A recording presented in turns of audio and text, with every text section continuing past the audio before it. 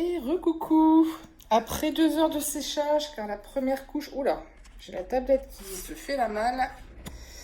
On va essayer. J'ai pourtant mis un support juste derrière, mais bon. Voilà. Donc après 2 heures de séchage, donc j'avais vraiment mis une fine couche pour la première couche. Voici ce que ça donne. Je vais vous l'approcher. Voilà. Première couche au-dessous. Et voici. Donc, avant de remettre une seconde couche de peinture, on va effleurer, on va frotter un petit peu la peinture, comme c'est de la peinture à la craie, pour avoir un rendu plus lisse. Donc la deuxième couche va s'étaler beaucoup mieux en fait. J'utilise pour ça les éponges qui grattent d'Annie Sloan, je ne sais plus comment ça s'appelle. Ça fait un moment moi j'en ai acheté. Un côté ça fait éponge et de l'autre côté c'est comme du papier de verre mais vraiment tout fin. Alors dans le paquet il y en a trois, trois plus ou moins épaisses à des grains plus ou moins épais. Donc c'est très très bien, ça n'abîme pas la peinture. Donc je vais vous montrer, il faut vraiment effleurer, 1, 2, 3, effleurer. Voilà. Alors vous faites pas trop ça, moi je fais ça dans mon salon, enfin dans ma salle à manger. Parce que nous sommes en travaux et le garage est blindé, donc je ne peux pas aller, je ne peux plus peindre à l'atelier. Donc, on y va tout doucement, parce que ça fait quand même un peu de poussière. Allez, on effleure. Allez, un petit peu plus vite, on va accélérer le mouvement. Il faut vraiment effleurer. Voilà. Alors, il faut quand vous passiez on passe la main, quand on passe la main, il faut que ce soit lisse. Il ne faut plus qu'il y ait de petites aspérités. Ça va enlever aussi quelquefois les grumeaux.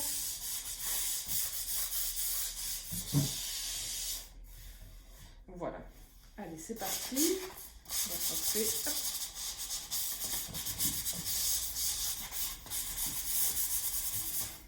On y va. Ça va très très vite finalement.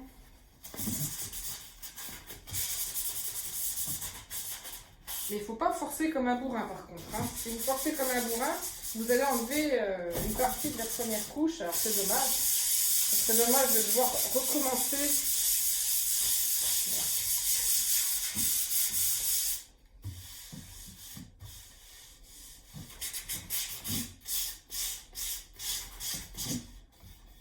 Bon, même si vous en arrachez un petit peu, c'est pas grave avec la deuxième couche.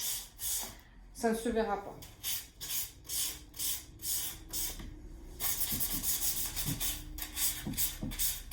Bon, surtout quand c'est sur des vieux meubles comme ça, des vieux... bon, c'est pas... Quelque part, je préfère quand c'est pas forcément net. C'est un petit peu de défaut quand même. Sinon, c'est pas marrant. Alors, on vérifie bien qu'il n'y ait plus d'aspérité. Allez, c'est parti.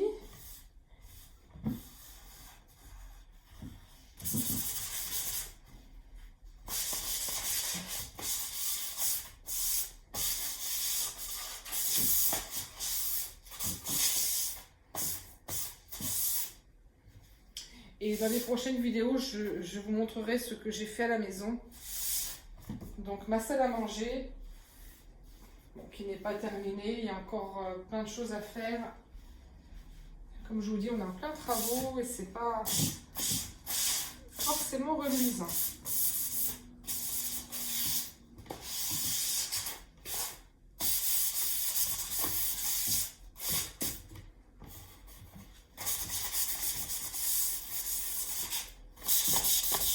Mais bon, finalement, il n'y a pas grand chose qui tombe, parce que bon, je vous dis, j'en ai vraiment mis quand on ne met pas de grosses couches. Alors, on retourne parce que le dessous aussi, on le fait pas parce que c'est en dessous qu'on laisse tout sale. On n'est pas des cochons.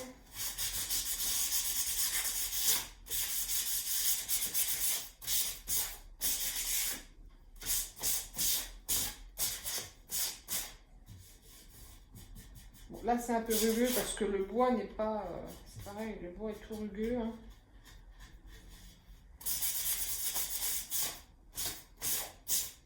Bon, il y a plein de bavures, mais ça, c'est le bois. Il y a plein de... oh, je sais pas si c'est du vernis ou... Je suis pas arrivée à l'enlever. Bon, c'est pas grave, c'est en dessous. Alors, je revérifie absolument tout. Ça sert à rien de se précipiter, hein. Ça sert à rien de vouloir aller trop vite. C'est sûr qu'on aimerait bien que ce soit fini avant d'avoir commencé. Ça, c'est sûr. On est tous pareils. Hein. Allez. Voilà. Donc, une fois le ponçage tout fin réalisé, on va mettre la deuxième couche. Alors, comme vous voyez, quand même, c'est quand même déjà bien couvert. Hein. C'était marron en dessous. Bon, c'est déjà pas mal. Hein. Alors, c'est parti. Alors, aussi, une chose importante. On ne va pas à chaque fois laver ses pinceaux entre deux couches. C'est pénible. Ce que je fais, c'est que je les enroule. Je mets un papier, enfin un sac congélation. Et hop, je le serre bien. Voilà, que ce soit bien collé au pinceau. Et du coup, bah, même le lendemain matin, vous pouvez reprendre votre pinceau. Il est nickel. Hein. On va pas faire que ça, que de le laver. Également, pour laver les pinceaux, moi, personnellement, je trouve que la meilleure chose, c'est laver au produit vaisselle ou au savon. À l'eau chaude, hein, pour que ce soit bien, que ça décale bien. Ensuite, une fois que c'est bien lavé, on prend une brosse ou une éponge qui gratte pour bien. Faut pas hésiter, hein, ça va pas l'abîmer. Un bon pinceau, ça va pas l'abîmer. Si c'est la cochonnerie, c'est sûr que bon, mais bon, un bon pinceau, il tient le coup.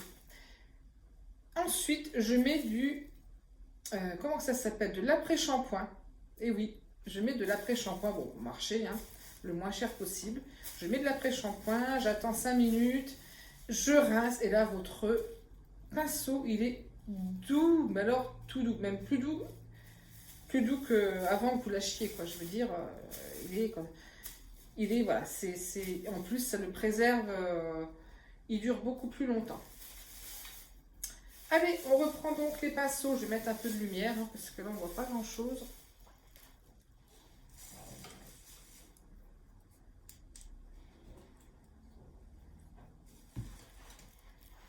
J'espère que oui, ça va. Vous voyez bien. Du coup, on va retourner donc. On va prendre nos bonnes vieilles habitudes. Toujours.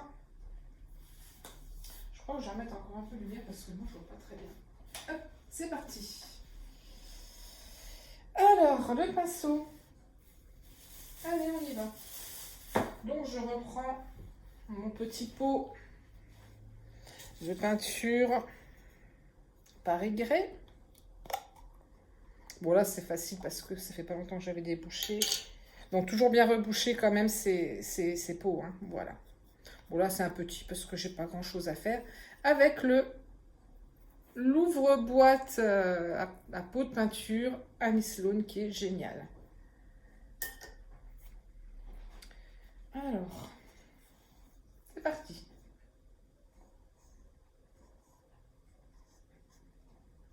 Vous regardez s'il n'y a pas besoin de diluer. Là, j'avais redilué, donc c'est bon. Donc, le pinceau, on le tient bien comme ça. Hein. Et on va faire... On va croiser hein, toujours pareil, on ne fait pas des choses toutes lisses. Alors, ça va faire des bavures, on fait attention. On ramasse la peinture. Et c'est parti.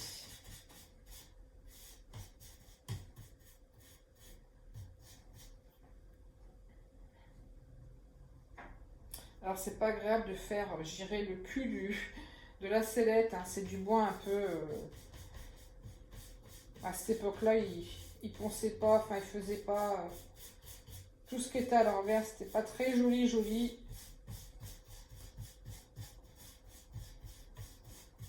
C'est des espèces de plaqués. Hein. Alors aussi, quand je disais que la peinture Annie Sloan était tout support, Bon, voilà, j'en ai presque mis un peu trop épais.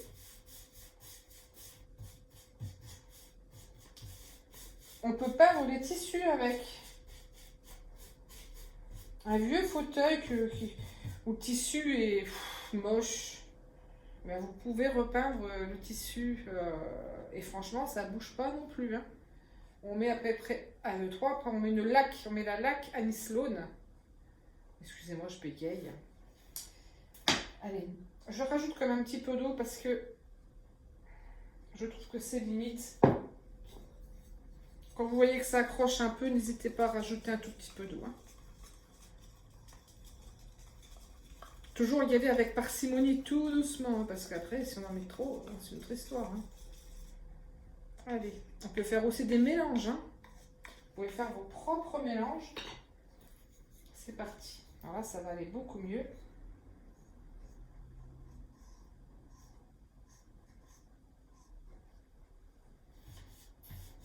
Voilà, là, ça s'étale beaucoup mieux. Hein. Si vous sentez que ça s'étale pas bien, que ça accroche un peu, c'est qu'elle est trop épaisse.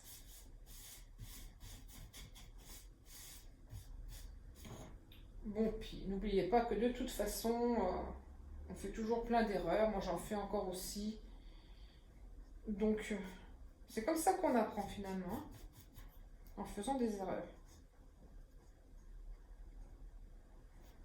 Alors, on n'en met pas trop quand même sur le pinceau. Parce que les pieds, hein, c'est toujours un peu embêtant. On croit que c'est facile, que c'est plus facile, mais non. Finalement, moi je préfère peindre une commode que de peindre une sellette. Allez.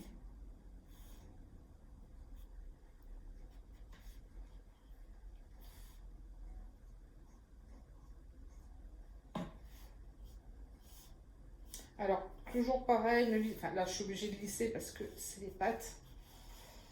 Donc, je peux bien faire autrement. Mais sinon, hein, on ne lisse pas. Hein, on croise un peu. Allez, on y va. Hein. On y va, on y va.